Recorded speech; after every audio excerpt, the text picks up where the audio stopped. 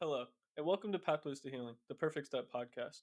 We are your hosts, Cody Norman and Logan Frye, paralysis recovery specialist at the Perfect Step, also known as TPS. We are not doctors and are not prescribing anything, as this podcast is for informational purposes and should not be considered legal advice. We are, however, sharing knowledge and experience that we have gained from working for years with clients in the paralysis community.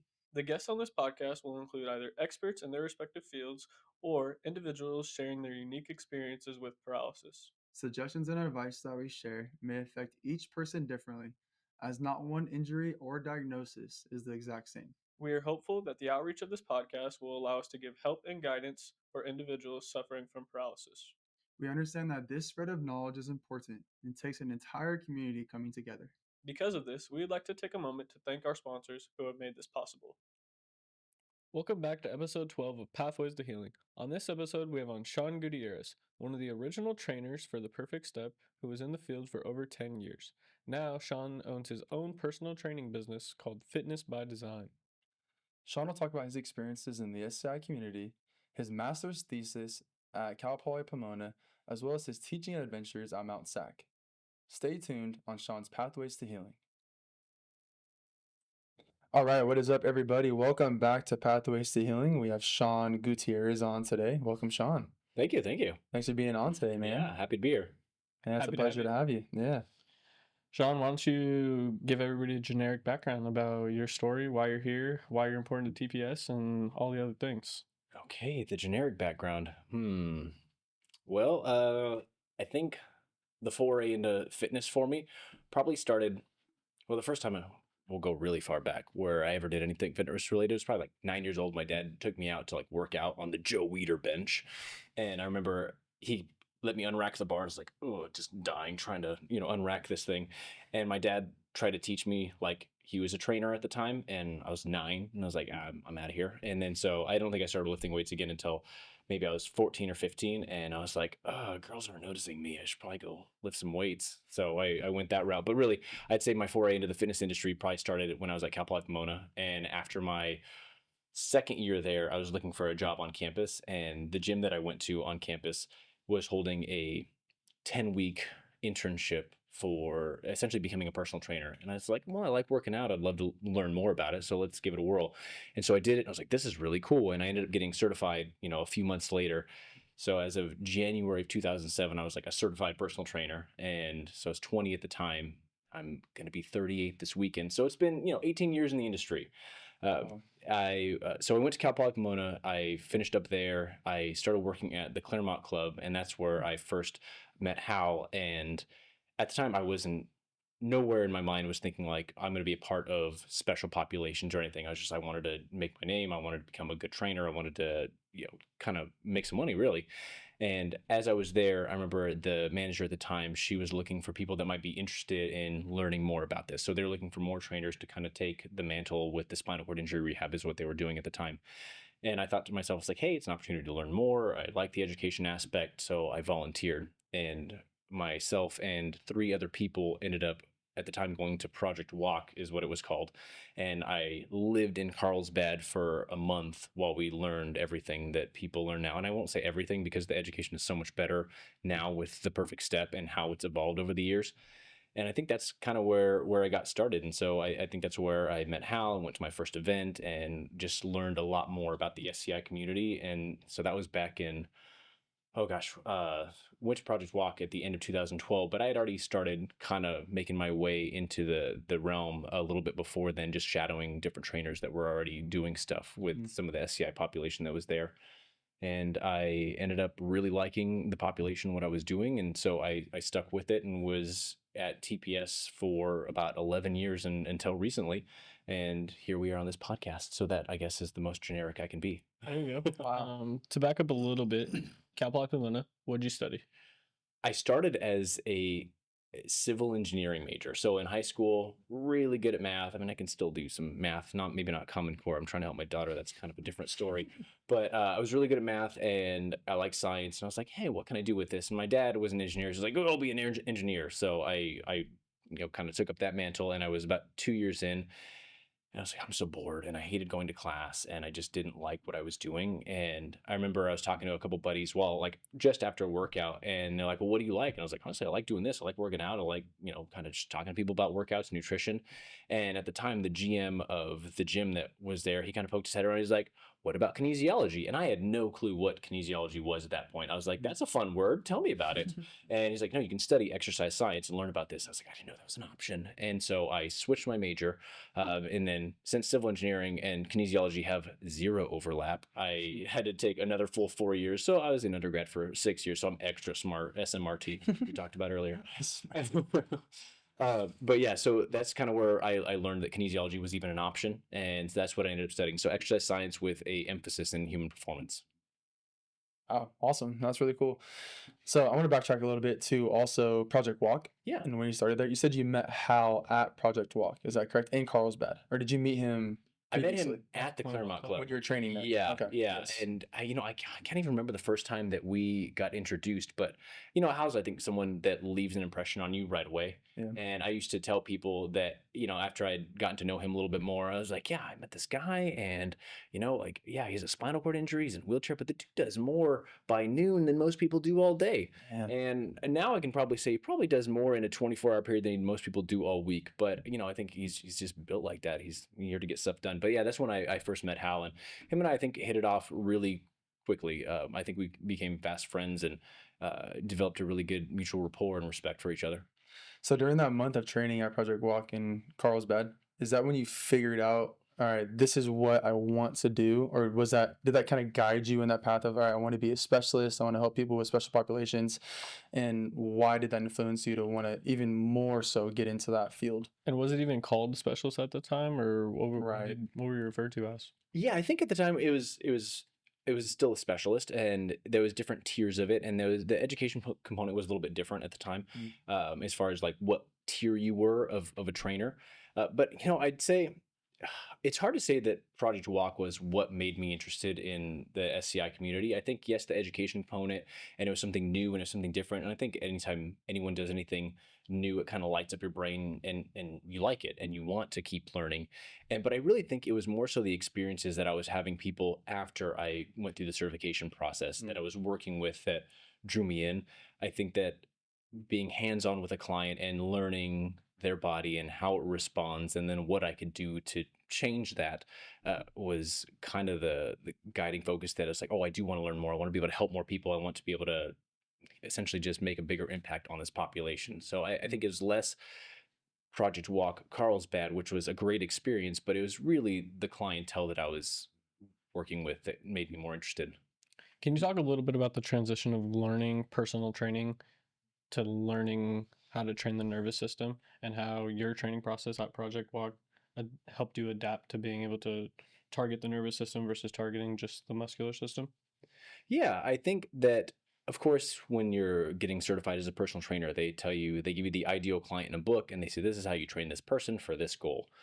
And it's valuable, and you can learn how to help a lot of people that way. But I think when it came to someone with a nervous system injury, something that I think that Project Walk and Perfect Step were, decades ahead on, was the whole concept of neuroplasticity. And that despite this catastrophic injury, that changes could be made in the brain, in the nervous system, that are going to elicit positive changes for these individuals. And so I think learning that, and even at the time, it wasn't ingrained until years into it, that I think it kind of came full circle, where being the true extension of the nervous system came in, where with a client, they have their own completely working nervous system. But when you come to someone with neurological issue, you have to be the nervous system. And I think bridging that gap was a tough one for me initially, but I think I got the hang of it eventually, and it's definitely, it illuminated not only the training within the neurological community, but I think it did help enhance my just regular personal training, especially when someone's like, oh, this is really hard for me. I was like, oh, it's going to get better. Your brain works. And I was like, we got the guy whose arms didn't work, they work now. I promise you'll be able to do this by the end of the day. Right. How do you feel like that transition was beneficial for you, as far as going from training, because you did this at the same time? Yeah. So not a lot of people know this. You went from training at TPS, training people with neurological disorders, into training personal training clients and able bodies at that same day. Yeah. So how were those two things different, and how were those two things similar? At the time I used to think one of the bigger things was it meant more to people with a neurological issue. And I saw mostly spinal cord injuries at the time. It was more of a spinal cord injury recovery scenario. And it was a vastly different experience, I think, because I'd go to a personal training client and they're like, oh, I couldn't lose 5 pounds or whatever it was. And so when you compare that, and not to say that it doesn't have its own qualms, but when you compare that to someone who was stoked because they got to brush their own teeth that day, I think it was a very eye-opening scenario. And it really helped put things in perspective for me as just an individual. Like if I'm having a bad day, like it's really not that bad. Like I'm having a good day. Like, and you think to yourself, like, there are people that would love to be in my position. And I think that's something that happens a lot at Perfect Step, is that, you see that next level, or you see that person that you want to emulate, regardless of your injury status. So like, if you're C5, you see the T1, you're like, oh, I could be like that. Yeah, I can do that. And so I think that was one of the big differences that I saw with training, was it mattered more to someone with this injury because they had so much more on the line and so much more that they had lost that they wanted back. What were some of the similarities then between those two? Yeah. I think everyone has stuff about themselves that they don't like, whether you're able-bodied or whether you're injured or whatever the deficit may be. I think we all have stuff about ourselves that we want to improve. And so I'd say that's the biggest similarity, is people want to improve. And whether they have a spinal cord injury or a stroke, or they're completely able-bodied and they just want to be able to do more stuff. They want to go on longer hikes. They want to be able to play with their kids, whatever it is. I think people want to improve. And, now I tend to focus on, I'll just say, second half of life people. So, 40 plus, 50 plus, 60 plus. And I think that it's a nice departure from the slightly younger crowd that is typically focused on aesthetics and weight loss and things like that. But I think everyone has a goal and something that's really important that they think is going to help define them. And it's good to be a part of that process, regardless of what it is. From a training perspective, me and Logan haven't done too much of it, him more than I, but personal training aspect, I think that one of the similarities between the two is that simplicity works. I think when you're training, whether it's somebody with a neurological injury or somebody, like you said, who's focused on just having a better quality of life, making the exercises and exercise programs simple has proven to be effective. Has that been your case in both populations? Yeah, and I think being in the industry for almost 18 years now, you see the fads come and go. And whether it's exercises or people claiming that you only have to work at a certain degree, angle in whatever the moment arm, I think simplicity does work. And is, what can you do repeatedly? What can you stick with for long periods of time? That's really going to make the biggest impact on you. I'll have clients like, hey, I saw someone doing this exercise with dumbbells. And I was like, oh, what are they? Are they a witch? Are they stirring a cauldron? Like, what is that going to apply for? And, so I think just being able to repeat stuff, and sometimes it gets boring. And I think that when you look at what happens at TPS or what happens in personal training, there's a science, but there's also an art to it. And I think knowing, like, the art portion is where the human feelings and interactions come in. So, there's going to be clients that feel like variety is going to be what they need. And so it's a matter of giving them a taste of it while still giving them everything that they really truly need to create those changes. So when do you feel like, because like you said, consistency, repetition is key, especially in retraining the nervous system with a lot of our clients, right? So at what point in time, I'm sure this is very person specific and depends on who you're training, but also when do you feel like the right time is to add some variety into the training session? Or when do you feel like the right time is to add something different or something new to try to keep that person maybe interested if they are getting bored of the repetition? Because we do see that sometimes where clients are, hey, we've done this for the last 6 weeks straight. And we're like, hey, well, we're doing this because the consistency is going to be effective eventually. But where do you find that discrepancy of making sure that we're consistent, but also trying to make sure that they stay interested in what you're doing? I think something that I've talked to my clients before about is when they do question the simplicity or the repetition that we're doing, I ask them, are you improving? And if they're saying yes, like I'm doing this better or this exercise is easier, I think then I hammer that point home. It's like, well, if it's still working, we don't really need to modify too much. If it's not broke, Don't fix it. That's it. That's it. But I also think that sessions are long enough, whether it's personal training or at TPS, to really hit the meat and potatoes of what you're going for with that repetition, and then sprinkle in some extra stuff, even if it's at the very end, because you look at human psyche, like people remember the very beginning and the very end of stuff. And so like, yeah, the beginning is going to be whatever it is. The middle, yeah, hit that repetition stuff that they're not going to think too much anyways, and then end them on a different note that's going to do whatever. Just like right now, no one's listening to what I'm saying right now. They just think that we're all pretty, so it's cool. Hopefully they're watching on this. That's it. Yeah, right. That's what I'm hoping for. No, but you touch on like two really important things. If it's not broke, don't fix it. But also, you got to find a way to keep it interesting. I think all three of us are somebody or people who work out consistently, but that doesn't mean we like it. Even in our personal lives, when we're doing exercises, you got to do different things. You got to do different programs to make sure that you stay engaged in your workouts, or you can get bored with it. It can become redundant and you start to almost dread it. And if you are a personal trainer like yourself and somebody's coming in repetitiously and you're giving them the same program, they might not want to come as bad as they did on the second session, the third session. So how have you found a way to balance that of, okay, yes, I know you need to keep this repetition, but I also know that I need to find a way to almost make this entertaining for you so that you want to keep coming back to me so that you can continuously get better, but also you can, keep your business going.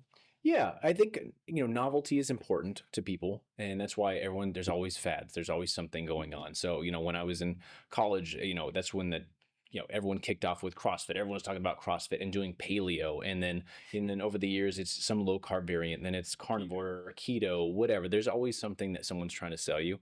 And I think when it comes to at least my approach with this is, if it's working, continue. And then I think part of it is to the education that maybe people don't understand, like what is going to work and what's not going to work. Right. And so hammering home that education and saying like, hey, like I understand your goals, and always reiterating those things like, hey, your goal is to do X, Y, and Z. And I promise this is how this exercise relates to X. This is how this relates to Y, and this relates to Z.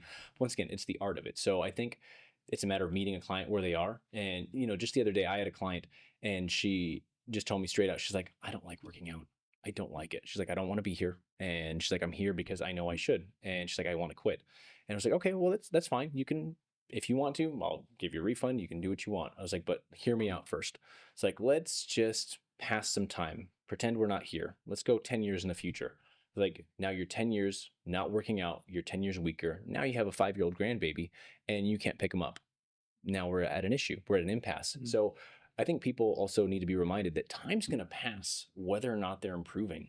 No matter what, time is always going to go by. So at least in the meantime, improve yourself. So I think it's every client's going to be different. And I think it's a little bit of intuition, but then also knowing that, humans need variety on some level to stay motivated.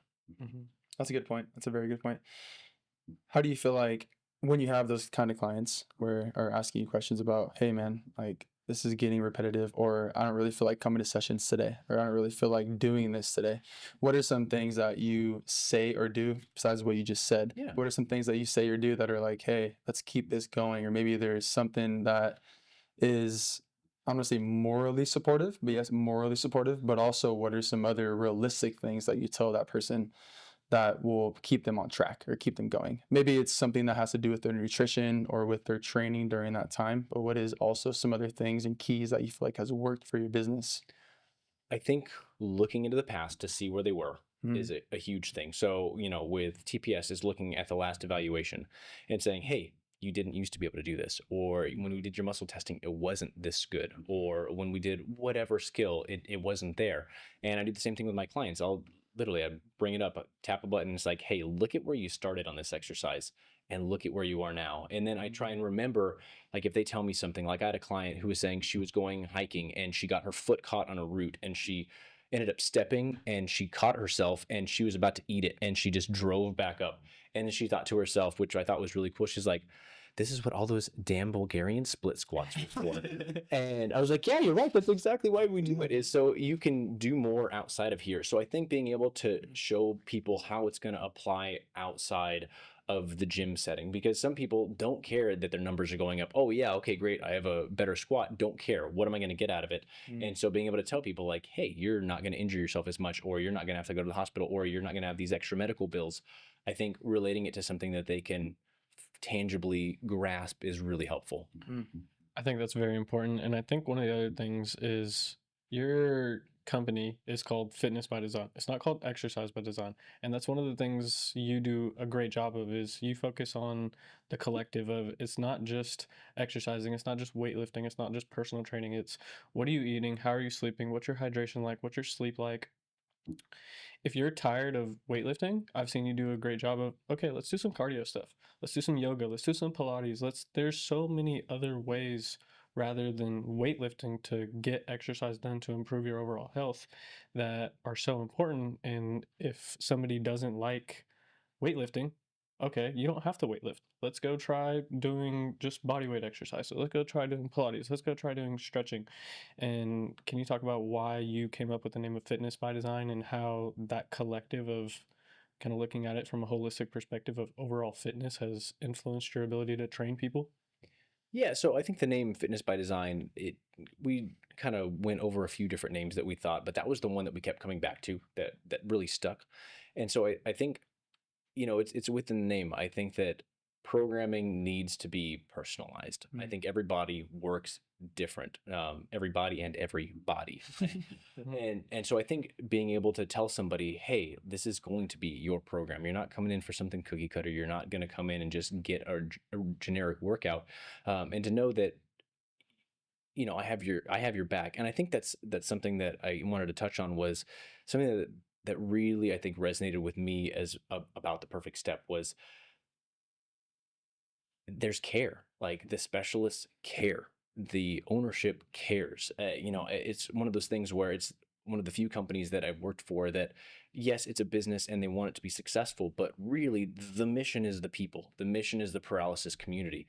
And I think that having that level of care is huge. And I think that clients resonate with that, and they feel it and they know it, which is why when they do come from another facility or another trainer or whatever, and they're like, oh, this is different. I had a client, a new, prospect, come in, and he's looking around. He's like, this is not what I was expecting. And it's like, you're right. It's not. It's better. It's better than what you're going to expect, and you're going to get a better service.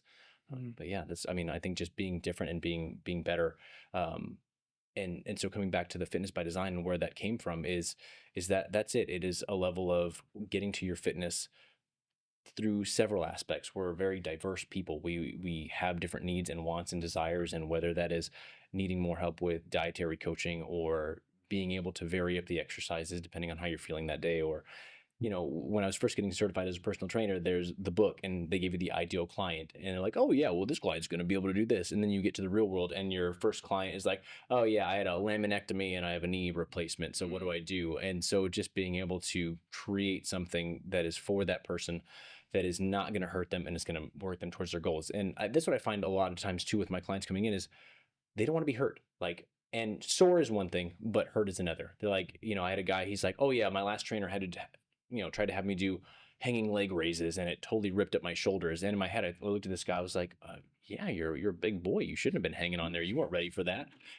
And so, yeah, I think just being able to create a program for someone, that's kind of why we went with the name of Fitness by Design. That's really where it came from, is because it is individualized. And being a trainer at TPS, that's the whole component, right? You don't make a particular program for an individual. You let the client come in and you ask, how's your body doing? And based upon how their body's doing, you create an on-site regimen of what you think is going to be beneficial for them, and you allow them to go through those exercises so that they can find the most benefit out of it. How did being a trainer at TPS make being a personal trainer easier, harder? Did it make it easier just because you had so many more tools in your toolbox and you knew that you were going to create an on-site, on-time program? Yeah, I think it made it easier in the sense that it made it easier to deal with the barriers that people have to exercise. Because, it was one of those things where I had someone's like, oh, well, I have this issue. I don't know if you can train me. And I was like, bro, I trained someone that doesn't move. I was like, I promise I can give you a program. I Mhm. was like, you will be good. And so I think it did make me a better, well-rounded trainer. And the ability to regress exercises, I think, is huge because, you think of standard movement protocol. You push, you pull, you squat, you lunge, you twist, whatever. Mhm. And so you can look at that and say, how can I regress the exercise? What am I trying to get out of this person? How can I regress it back down to that level?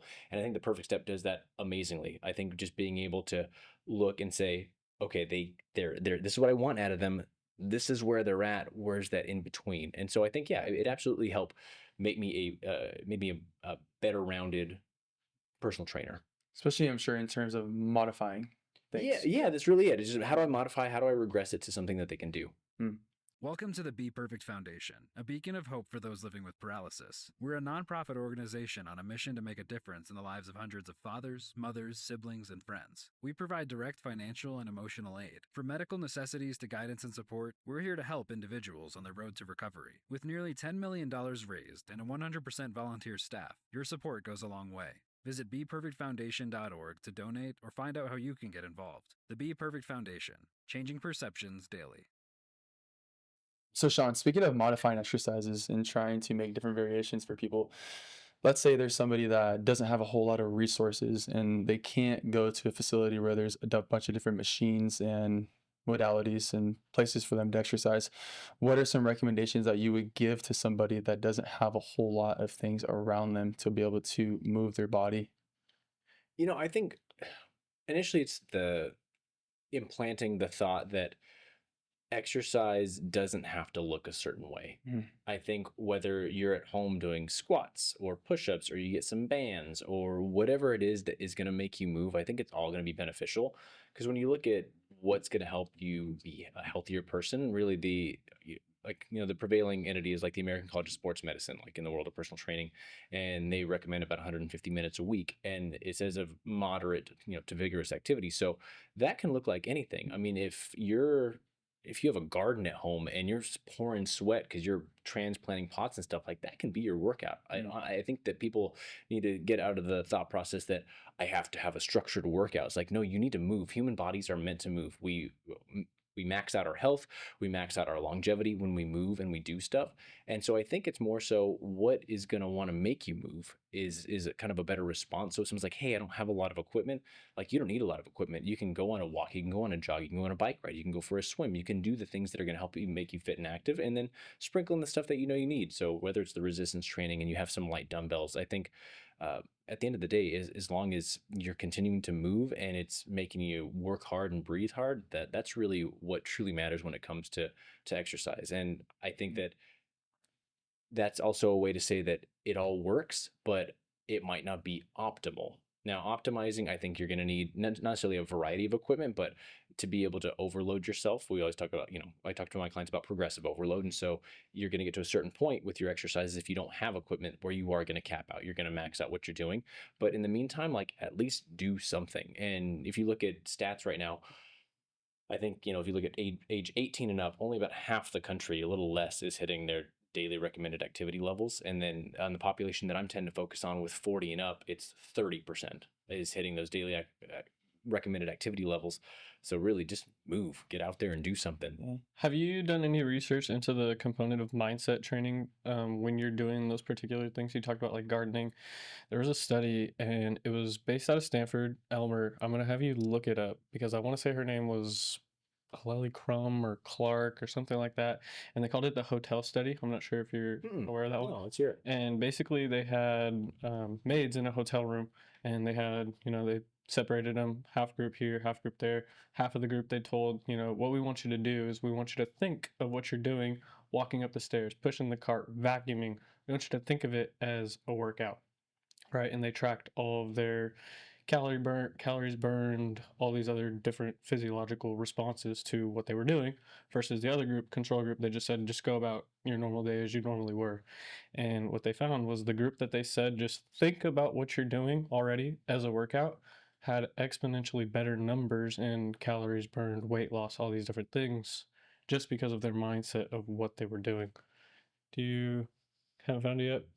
I know she was out of Stanford. I'm not sure what her name was. When you say exponentially, do you know those? I don't know the exact numbers. I remember they said it was significantly. I won't say exponentially, but they said significantly better just because what they were doing. They thought of it as a workout, and like what you said, what we're already doing can be a workout. But I just was curious if you had known about anything, just thinking about it more attentively. Of, yeah, when I pick up this plant, I'm gonna squeeze my scaps and I'm gonna walk strict, and I'm gonna think of it as my workout for the day.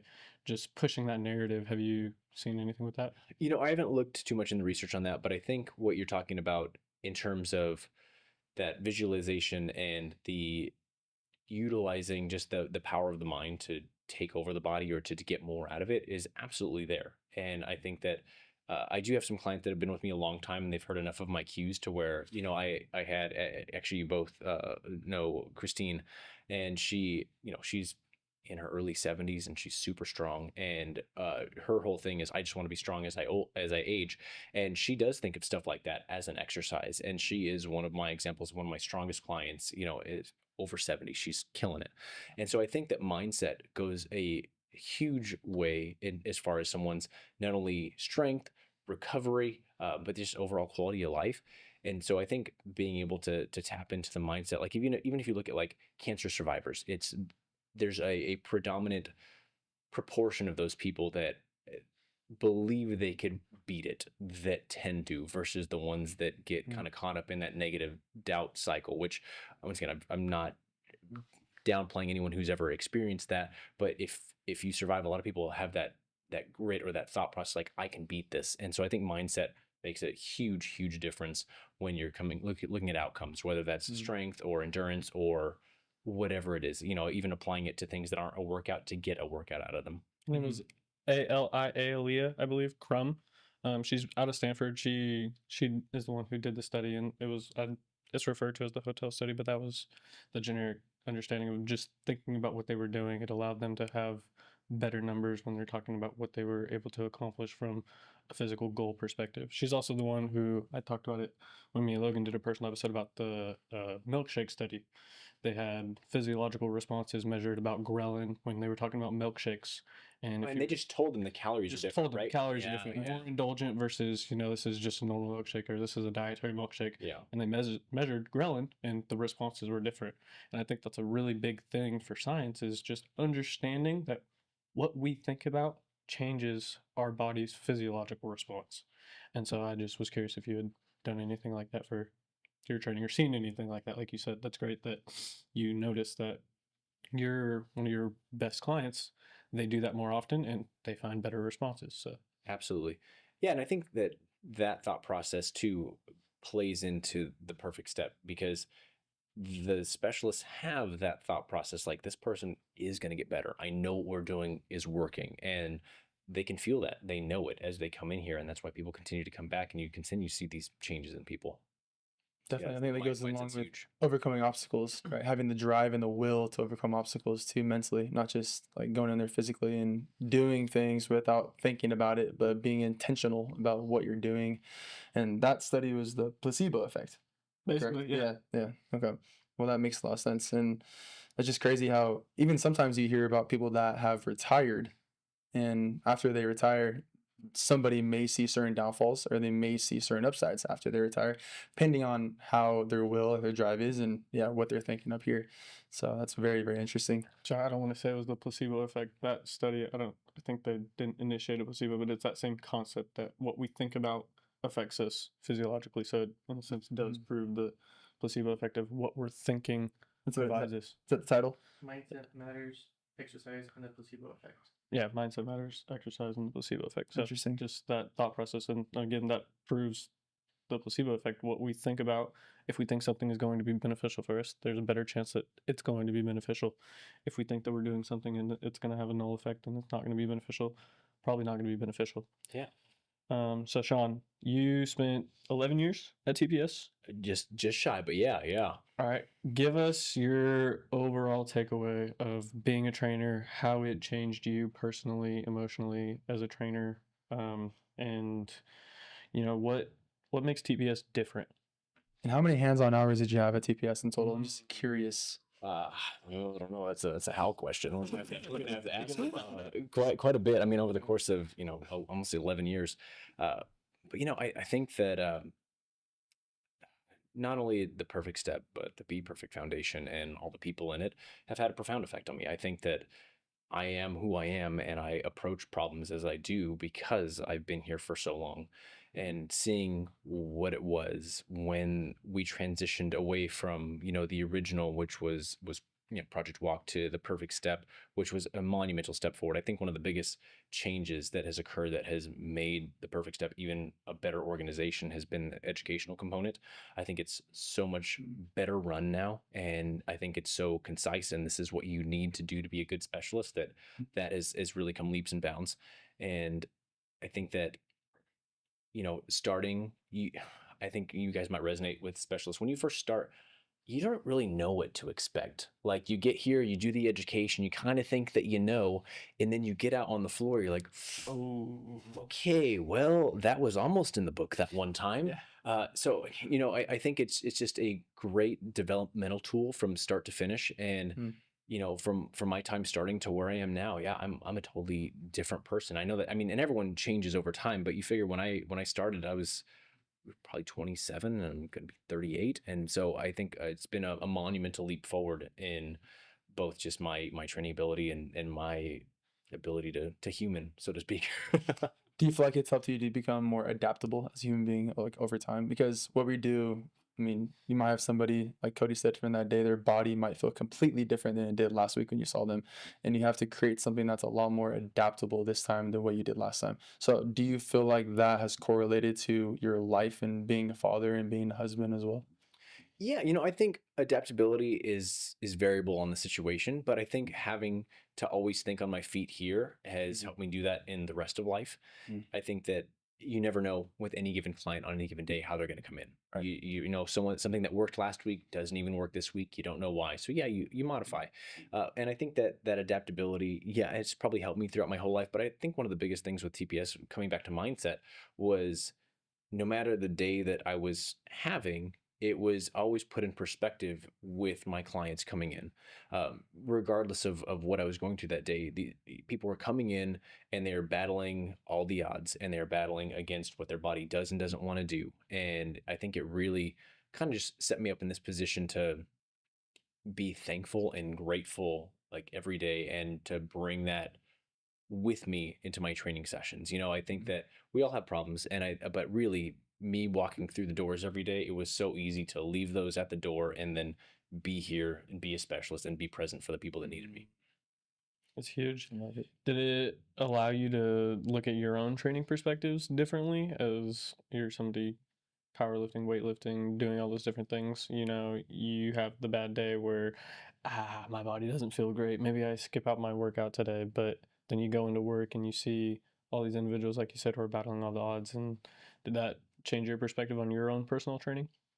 Yeah, I think with my clients, yes. For me, when it comes to like my own like training that I'm going to do for myself, I don't skip out on it. Whether I'm feeling good or bad, I'm usually getting in there. It usually takes an illness or an injury for me to really like scale back. And I think that's just, I need it.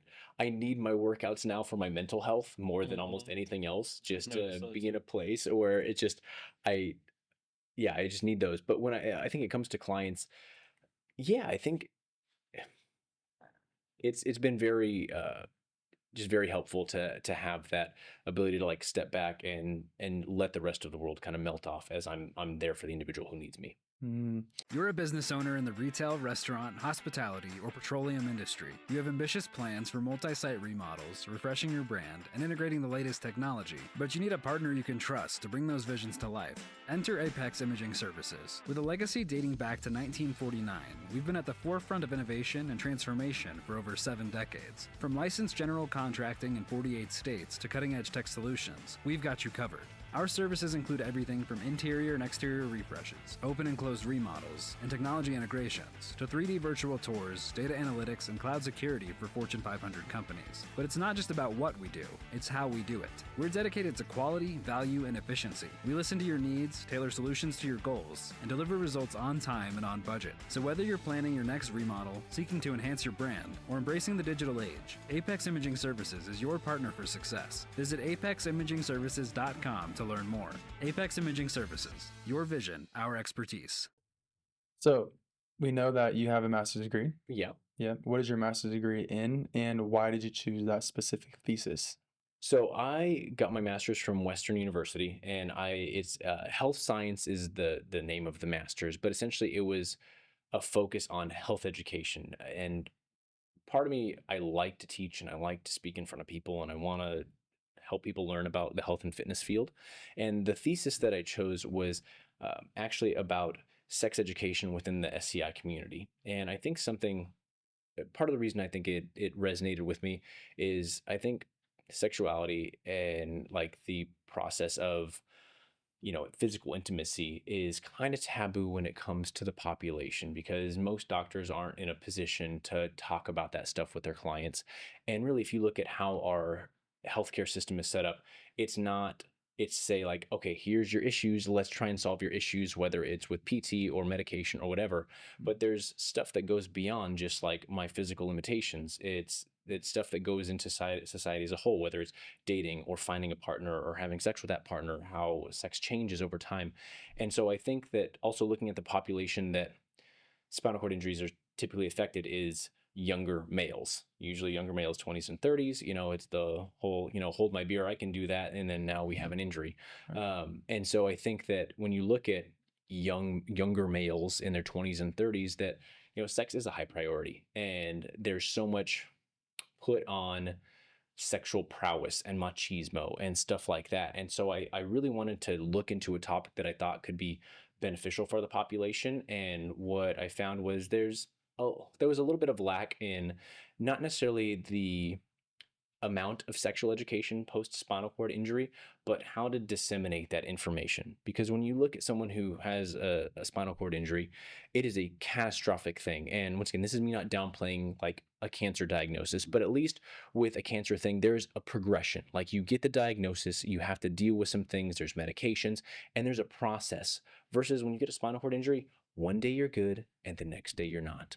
And so I think that, I think I read that it's about at least is somewhere around 3/4 of individuals get some major depressive symptoms within the first 6 months of a spinal cord injury. It is the equivalent of losing like your closest loved one, having this happen to you.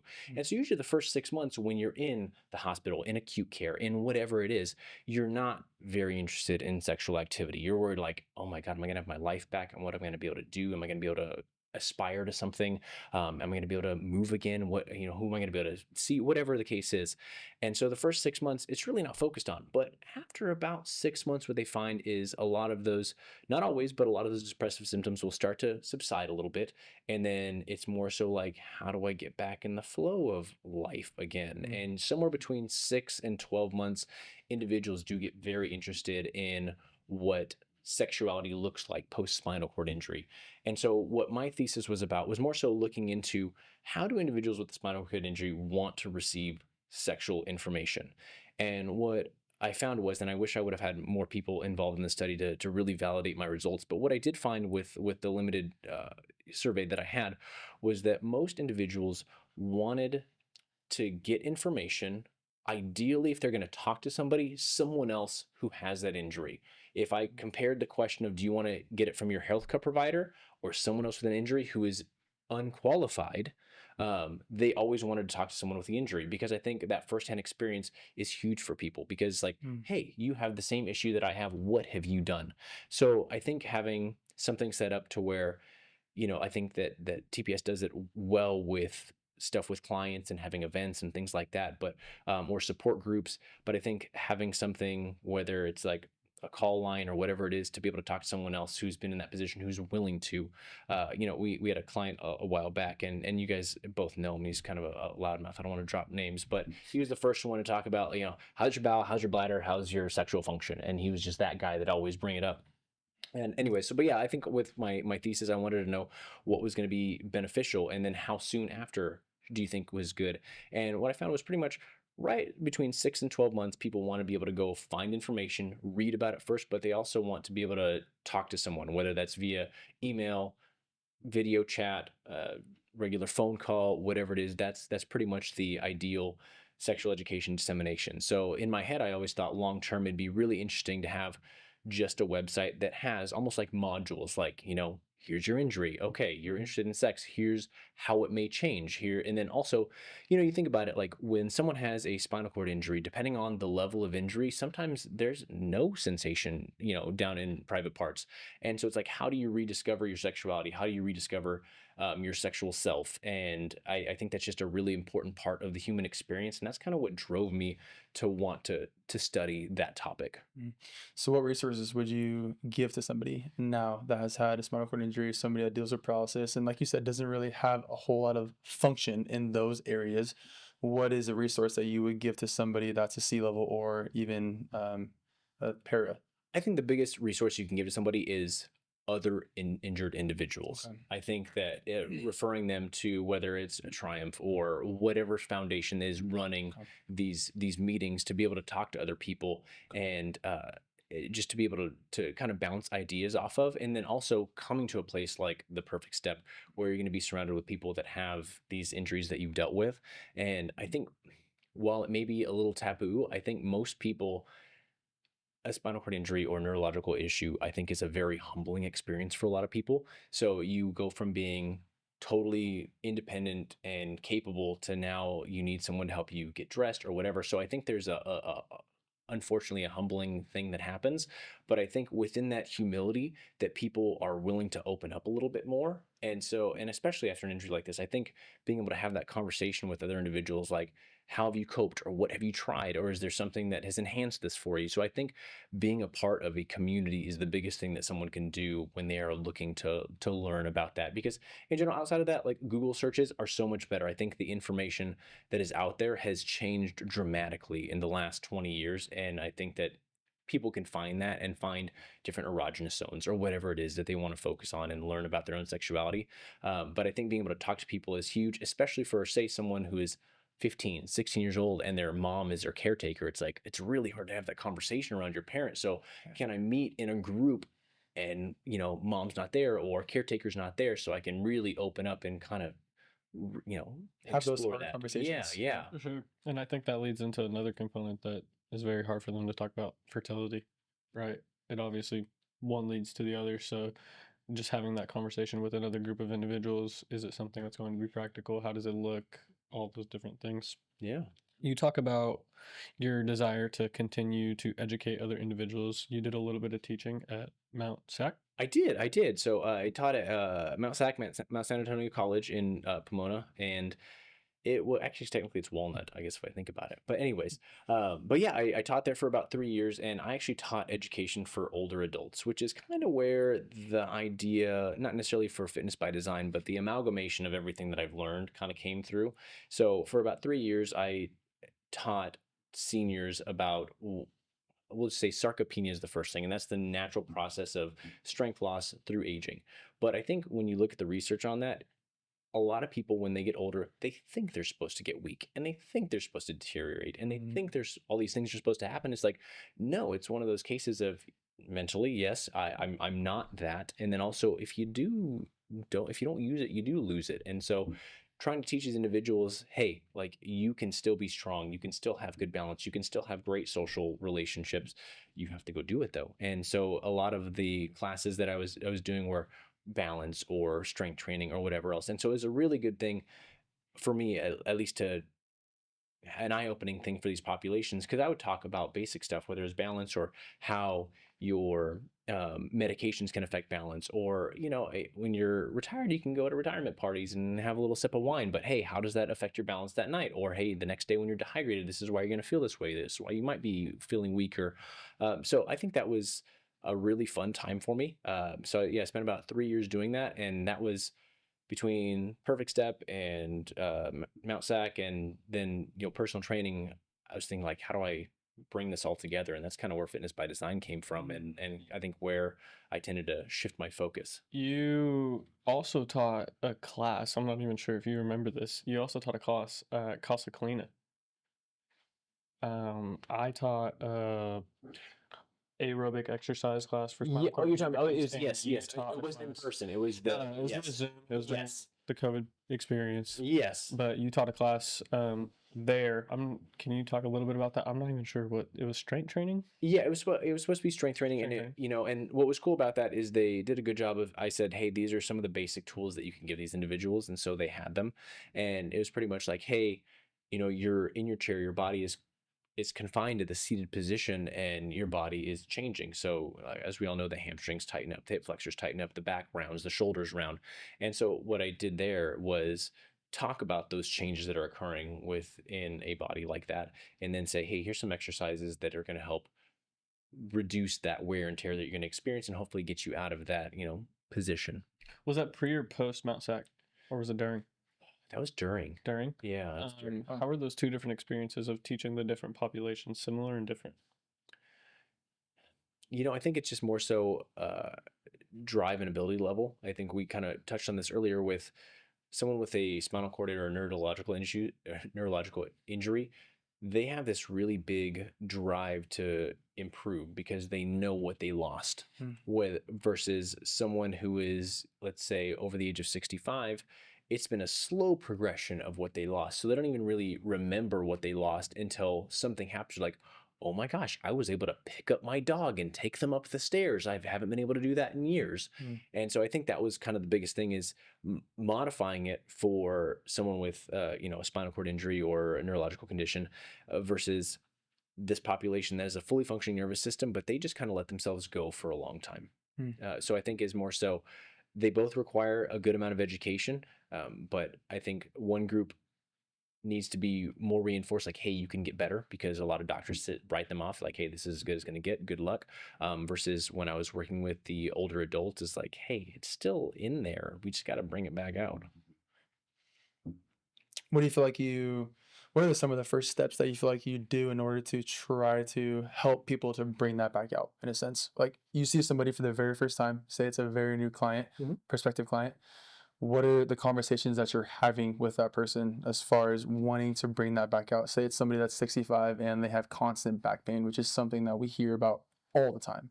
Right. In able bodies and in people that have neurological disorders. Yeah. What are some things that you talk about with that person in the first day?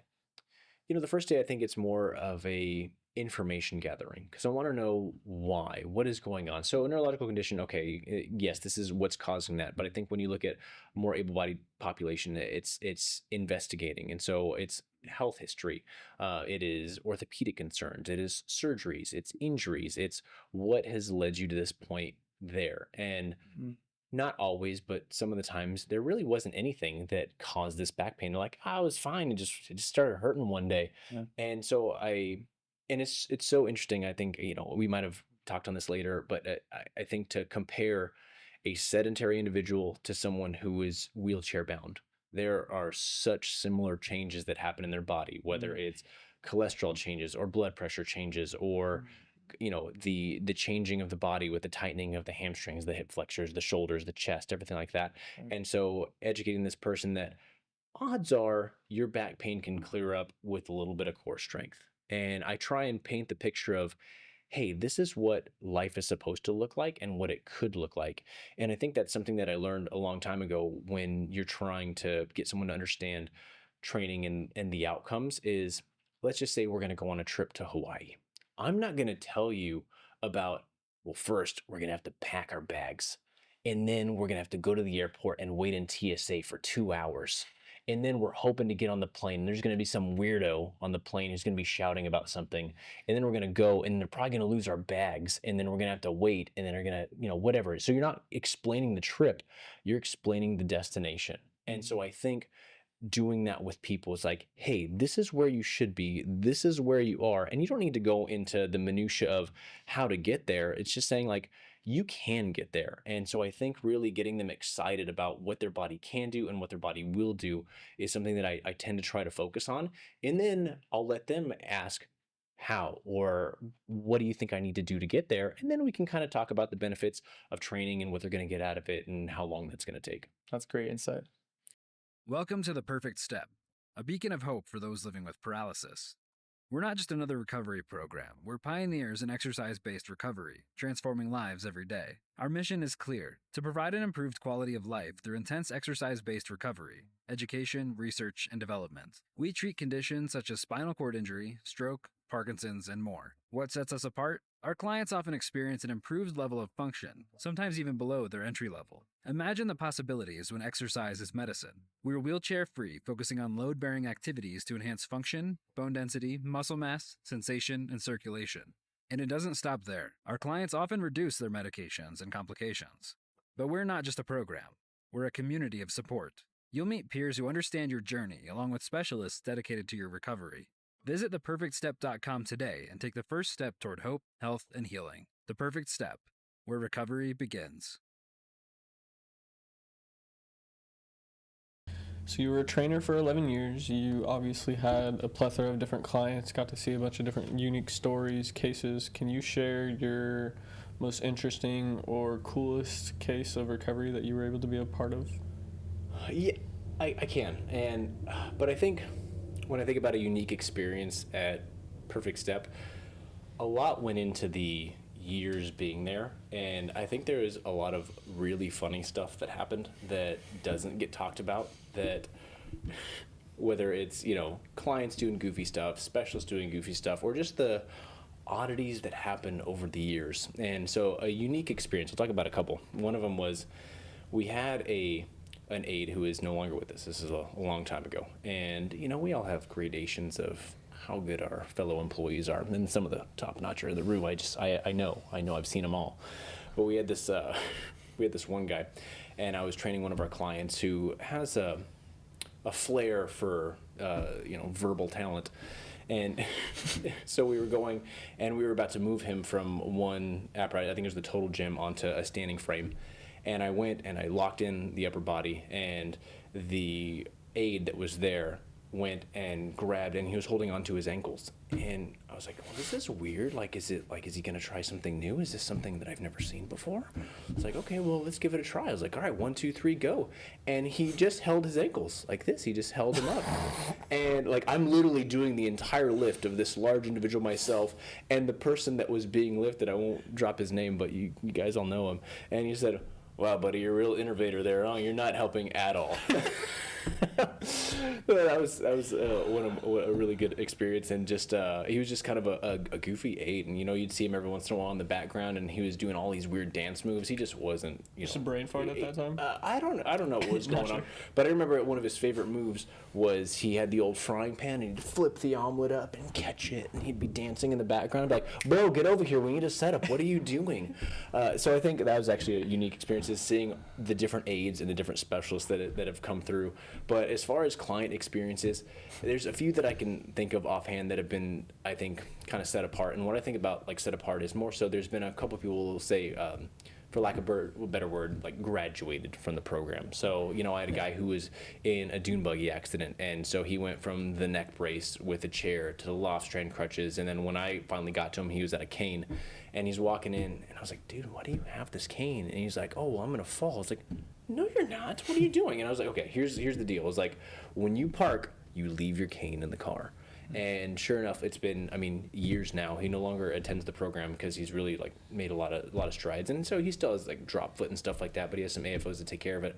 But I think just being able to see him go from beginning to end of my life is totally different to, wow, I have a life again, I have a family, I have a wife, I have purpose, was really, really cool. And then I had another client. He was a young man who got an SCI, and he got really, really strong. He recovered really, really quickly, and by the end of it, he was able to deadlift his body weight. And that's not necessarily a goal when I'm looking at Perfect Step clients. When I was here, it was never I'm gonna get you so strong or jacked or whatever the case was.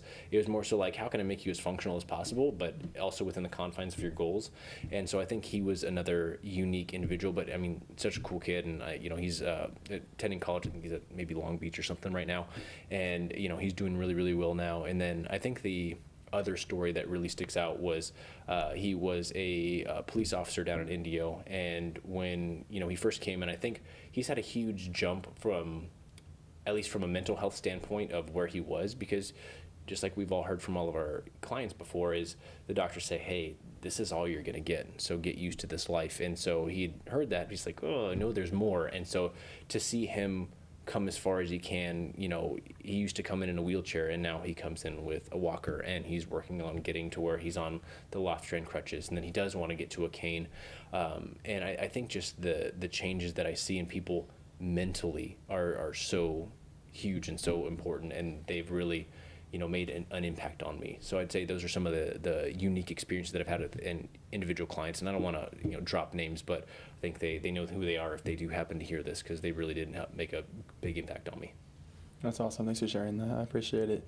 Is there any other stories that you feel like you've had with able-bodied clients as well that are maybe similar, not going to be similar to those kinds of stories, but something where you've seen someone progress from day one to now where they're at, and you're just very proud of their progress? Yeah, I've had that. And, the good thing is most of my clients, they've stuck with me for years. I'd say about half my clientele have been with me between 7 and 12 years. It's a long time. They've stuck it out with me. So I have seen people to where, they got through 5 squats and they were gassed, and now they're able to, lunge with 115 pounds on their back. Like, I've just seen these massive changes in people. And so it's, it's been really nice to see. And there's probably only been like 1 or 2 clients that I've ever seen where I was just like, oh, this is not going to work. As far as me working with them, kind of a funny story. There was this one guy that I worked with, and this was years ago. This was a able-bodied client, and I thought he used to mess with me. I thought he would, like, when his lack of coordination came in, it's like I've dealt with people that literally have a broken nervous system, and they have more function and more control than you, and you're killing me, bud. And so I'd be like, all right, put up your right arm, and he'd kick out his left leg. I'm like, are you messing with me right now? Like, this is bad. And so he's memorable for being so bad, and it was eventually to the point where I was like, oh, I don't have the patience for this. And I was like, hey, you know what? This time doesn't work. I'm going to give you to this other trainer, and she's going to be great for you. And it really ended up working out for everybody. But once again, that was an able-bodied population. I've never done that with anyone at Perfect Step, because everyone has their own, nuances. And, while some people resonate more with others, I think, I think I gave a good value to everyone that I did have. Yeah. You spoke about, like, earlier, somebody being able to just brush their teeth again. That small little victory is so huge for them. Oh, yeah. Can you talk about even how those small little milestones are of very much importance for a lot of clients that suffer from neurological disorders, and how those things keep them going? Yeah, I think people need to see at least a little bit of progress. Yeah. I think when people are stagnant is when that negative veil comes around. I'm like, oh, I'm really not going to get any better. And so I think just being able to do little things for yourself make a huge difference. And so whether it is brushing your teeth or getting dressed by yourself, or really, how many clients have we had that went back to school and they finished degrees, like these huge milestones? I think it's so good for people to know that a neurological injury isn't the end for you. It is the beginning of a new chapter, and it's the beginning of a new normal. But I think that people can still accomplish so much after a condition like this, or a catastrophic accident. And it does take time, and everyone is going to have their own way to heal from that. But I think that seeing those little bits of progress really make a huge difference for people. And then also, as specialists, I think it's important to, like, harp on those things. Like, hey, you couldn't do this before, and now you're doing it. And I think that really reinforces what's happening here. I couldn't agree more. I think also making sure that we tell them that progress isn't always linear, right? It's not always going to be a direct and straight path to the result that they want, but there's going to be bumps in the road, and as long as you keep going and continue to stick to the process, you may see those results. Oh, absolutely. Yeah, no, I think people are just like, oh, I'm going to keep doing this. It's like, no, it's like this. Exactly. But the whole trajectory is up. Absolutely. It is. So you have had, like I said again, multiple individuals who have had neurological injuries, or able-bodied clients who come to you, but would you say you've had more individuals with neurological injuries that you've trained than able-bodied clients? Oh, man, that's tough. 50-50? I'd say maybe 60-40 able to neurological. Okay, because you were training before. Okay. Yeah, I think just because I had an experience beforehand, and then also, the last 8 months or so. But I think, it's both of them I really think have helped develop me into someone who people like trust and know he knows his stuff. Still a really large population of individuals with a neurological Huge. injury. So what is one piece of advice that you would give somebody who just went through a neurological injury or neurological diagnosis? Somebody new to the community. I think something that I briefly touched on was it doesn't end here. It doesn't end here. It is new and it is hard and it's different. And I think it's just don't give up. Find your new normal, which is, I hate to say it that way, but there is a new normal. And I think what I've heard a lot from people with neurological issues is you find out who your real friends are, because people know you in a certain way. People know you in this particular fashion. So whether it is like you have a spouse and your spouse knows these are the things that you can give to me and now, or that you've done for me, that you provide for me, and now you have an injury and you're not that same provider. And so granted, when you look at divorce rates post neurological condition, it's almost identical to regular divorce rates, maybe like 5% higher. But I think when you look at also friends or family members, like you fulfill a role. Everyone sees you in a different lens. Like even how you see yourself on a given day is going to change, but people know you as this person for me, or they know you as this person for me. And I think that finding that new normal and that new community is going to be so pivotal for someone who has a new injury, because if you don't find that new community, you're never going to really be able to see what is out there for you and what you can aspire to. I think having someone to look up to or to know that they can do more, I think is huge. And I think too, when coming back around to Hal, I think when people come in, they're newly injured and they come into the perfect step, I don't think Hal's the first person they think of. They're thinking of their own recovery. They're like, this guy runs the place? I was like, oh my God, look at how much he does and look how much he provides for people. And to be able to see their injury through a new lens of what kind of a servant for humanity can I be? What kind of a person can I become now? Contributing member to society, right? Yeah. You talk about how does more in 24 hours than most people do in a week, and it's impressive. So impressive. I think, that's another word to use. Yeah, and I think just being able to see that, like, oh my gosh, like there's something to aspire to despite what has happened to me. That brings a lot of hope, I think, to a lot of individuals that see those cases. And like you said earlier, see a lot of people that have dealt with similar injuries to their injury and then see what they have accomplished as well. And then maybe, bringing them hope or bringing them some sort of, I guess, liveliness and back into their life, into their mental clarity. So that's awesome. Right. Speaking of that topic, around TPS, we have been focusing on how people are reinventing their life lately. What is one way that you have or you have seen somebody reinvent their life? Reinventing your life, man, that is, it's a lot of soul searching, and I think it boils down to you have to come back to your value system, like that what is truly valuable to you as a person. And I went through something similar, I think, when my daughter was born, and I'd say that was probably one of the most dramatic, like, let's say, quantum leaps that I think I've ever had in my life, was becoming a parent, because now at that point, like, I have a different set of priorities. And so when you have a traumatic injury, you do have a new set of priorities, but how does that fit within the confines of your value system? And so for myself, it's like, family's always going to come first. And fitness is a close second. And in all actuality, you can debate that they're interchangeable, because if you don't have your health and fitness, you can't be the person that you need to be to other people. But I think that when you're looking at reinventing yourself, you have to look at who is the person that I want to become. And I heard this analogy at one point, and if you think about yourself as a collection of thoughts and feelings and experiences, and you put them in a couple suitcases and you're walking around and you want to become this new person, it's going to be a new suitcase full of different stuff that you've never experienced and never done. And you have to be willing to drop one of your old suitcases, what is no longer serving you, and pick up that new one to reinvent yourself. And it may not be what you had originally planned. Like if you ask, let's go back to 13-year-old Shawn, what are you going to be? I'm going to be an anesthesiologist. Not there. But also you look at 18-year-old Shawn, I was going to be an engineer. No, like you just don't know where life's going to take you. And when I looked at what I really wanted and valued and thought was going to be beneficial, it was exercise science. It was being in the health and wellness field. So I think reinventing yourself is going to be pivotal post-neurological condition, because again, life is different for you, but it doesn't end. There's always more, and you can always be more and do more and be useful. Very well said. The last topic I think we have for you, Shawn, is just talking about a different way you personally have reinvented yourself and reinvented your family and lifestyle, about transitioning from being a trainer at the Perfect Step to owning your own business, being a business owner, and running Fitness by Design. Can you talk a little bit about that transition for you? Yeah, I think what kind of pushed me forward on this was I had a really big, almost overwhelming need for more time for personal training clients. I think people appreciated the work that I did, and they told their friends, and they tried to add on, and I just didn't have the time. And between the teaching and being a specialist and doing personal training, I was kind of running on fumes. I just didn't have the mental wherewithal to also go home and be the father that I wanted to be the husband that I wanted to be.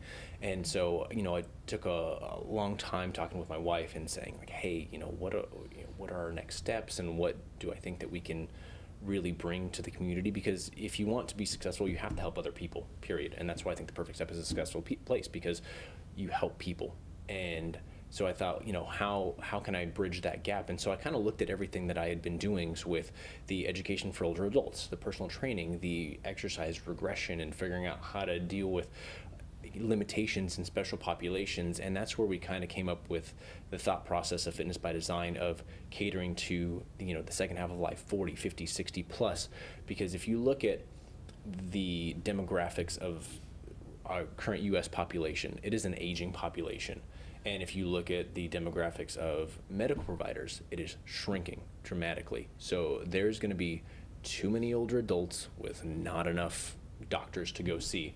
And so our thought process was, why are people going to the doctor anyway? And if you look at healthcare spending, we spend about $700 billion on stuff every year that's preventable.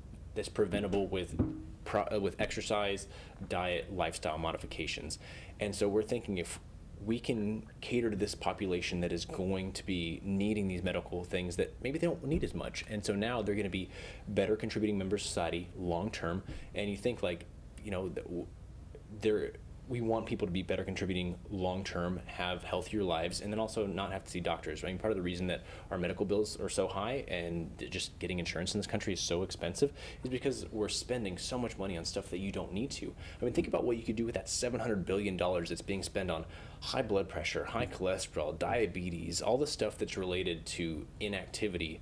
Like, you could put that money into research for spinal cord injury or neurological conditions or cancer research or whatever it is. Or a better food system that prevents exactly some of those measures. Yeah, and I mean, the food system's kind of it's hard, and I completely agree that people need to eat better. But man, people are gonna fight you on it. Oh, for They're sure. gonna fight you on it. Like, people love their double doubles or whatever it is. That'd be one of the hardest habits to break right there. It is. sure. It is. But we thought that with having this business, that we could make a positive impact on a population that's going to need it. And I talked about sarcopenia earlier, where people think, like, oh, it's natural that I get older and weaker and more frail. It's like, no, it's absolutely not.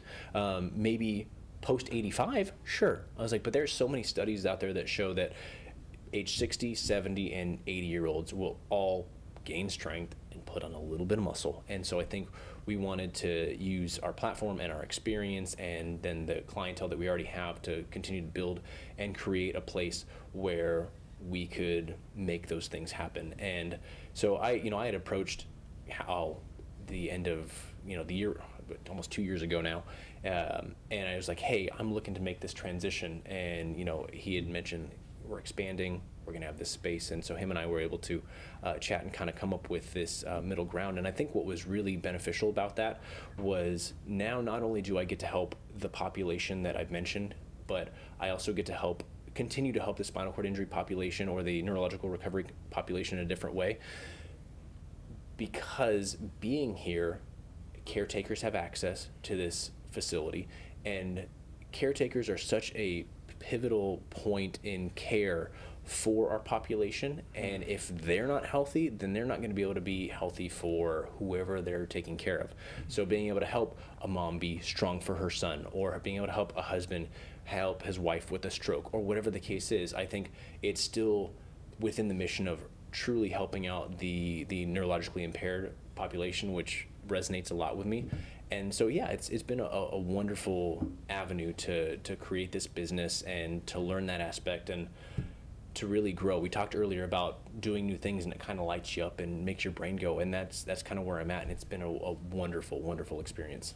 That's awesome. Sounds like a very selfless process that your family has been through, and just the ability that you guys want to help people, and the company that you've designed now wanting to help people and just become the best version of themselves.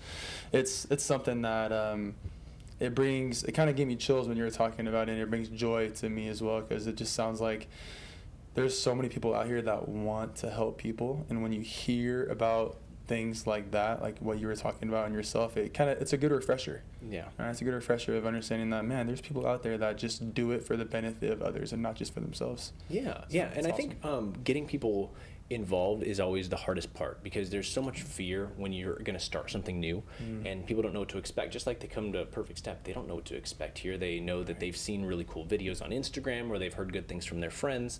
And I think being able to show these individuals that we are here to help is going to make just a really big impact in their life. And so a way that we want to be able to show people what we're doing, so in addition to social media, is we're actually starting just a once a week newsletter called Stronger Longer. And because when I think about what is my overall goal, I want people to be stronger for longer, to be able to enjoy the things that they want to do on a regular basis with their life. And so this is in the process of coming together. But if someone doesn't want to sign up for the newsletter, they can do it at fitnessbydesigntraining.com, and they can just be a part of that. So they're going to see the latest happenings in the facility. They're going to see, we talk about the latest research when it comes to healthy aging. We talk about what's essentially the do's and don'ts in nutrition, because there's a lot of trash out there. There's a lot of hocus pocus, a lot of fish oil out there. They call fish oils essential oils now, but that's a different story. Someone's gonna get mad for that. But yeah, so I think if someone is interested in what we're doing and they wanted to check it out, the Stronger Longer newsletter is what we're Stronger Longer newsletter, fitnessbydesign.com. Your Instagram, fitnessbydesign. Fitnessbydesigntraining.com. Got it. Fitness by Design Instagram. And what else? Is there anything else? We're on Facebook as well. So Fitness by Design. If you search for us, you'll find us. And so you'll look for the fun label. We've got the green logo on there. And that was a little homage to the Perfect Step, where I think got kicked off in this, and it really helped develop me. So had to give a little extra love in the logo for that. And then I think green is a color that resonates with health and longevity. So what's an email they can reach you by? Shawn at fitnessbydesigntraining.com. Beautiful. So they can find us there. Love it. Well, thank you for coming on, Shawn. We greatly appreciate it, and we appreciate your ability to share knowledge and continue learning. I think that's something that me and Logan have resonated with you, and really kind of chose you as a mentor of a sense of when we were training and when we were learning to become a trainer at the Perfect Step. Is you just have a continual desire to be educated, and if you didn't know something, you would say that and you would go learn it, and that was something that was really important for both of us. So we appreciate you coming on and sharing all your knowledge. You continuously share that, and we appreciate you being there for us. So thank you, Shawn, and thanks for just being a great light for the community in general. You're awesome. Well, thank you. This is like a homecoming for me. It was so nice. Yeah. It's so nice to hang out and just do this. So I appreciate you guys having me on, and happy to do it. We'll have to do it again soon. Part 2 coming. Boom. All right. Is that the camera? Thank you. Love it. Thank you so much for joining us on today's episode of Pathways to Healing, the Perfect Step podcast. We hope you enjoyed the conversation as much as we did. If you found today's episode to be valuable, please remember to like, comment, subscribe, share, and feel free to leave a review by clicking the link in the description below. If you have any suggestions, feedback, or topics you'd like for us to cover in upcoming episodes, you can go to our website under the tab Pathways to Healing and fill out the form. We'll be back in a couple of weeks with another engaging conversation giving insight into the paralysis community. Until then, keep inspiring, stay resilient, and roll on. These are your hosts, Cody Norman and Logan Frye, signing off.